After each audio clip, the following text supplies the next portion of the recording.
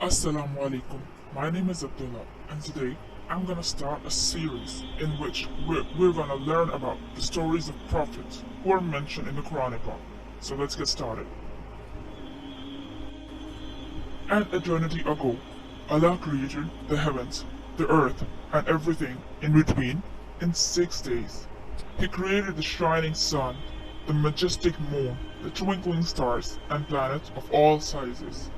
Everything glorifies and praises Allah. Allah Azza created the first human from clay with both of his hands and breathed his soul into him. Allah said to him, "Just be," and he was. Allah created him on the day of Friday. This man's name was Adam, and he is the father of mankind. We see people of every places and languages today, but we all have one father, who is Adam. Allah has blessed us with many gifts. The gift of sight helps us see the beauty of the world Allah created. Hearing, taste, smell, and touch are all blessings of Allah. We should show gratitude to Him for these gifts. Apart from these blessings, Allah taught Adam the names and functions of all creations. The virtue of knowledge puts the mankind above every creation, even the angels and the jinn as well.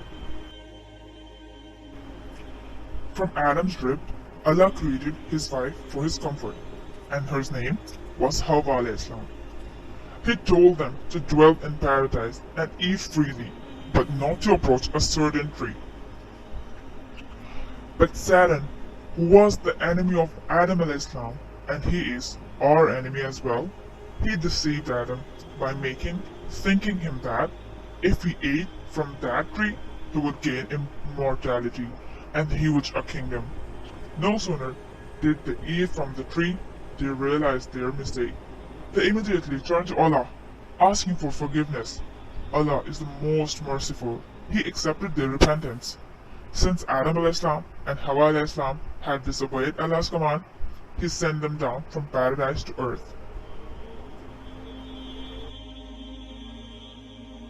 So began the life of humankind on earth.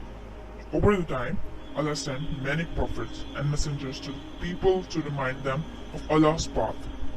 The last of them was Hazrat Muhammad, peace be upon him. There will be no prophet after him. Those who love Allah, worship Him alone, and follow His commands will be admitted to the paradise on the day of judgment.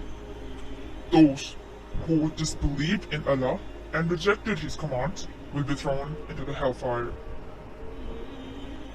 The Quran is the last message of Allah to mankind until the day of judgment. We must follow the Quran in the same way of our Hazrat Muhammad, peace be upon him, showed us.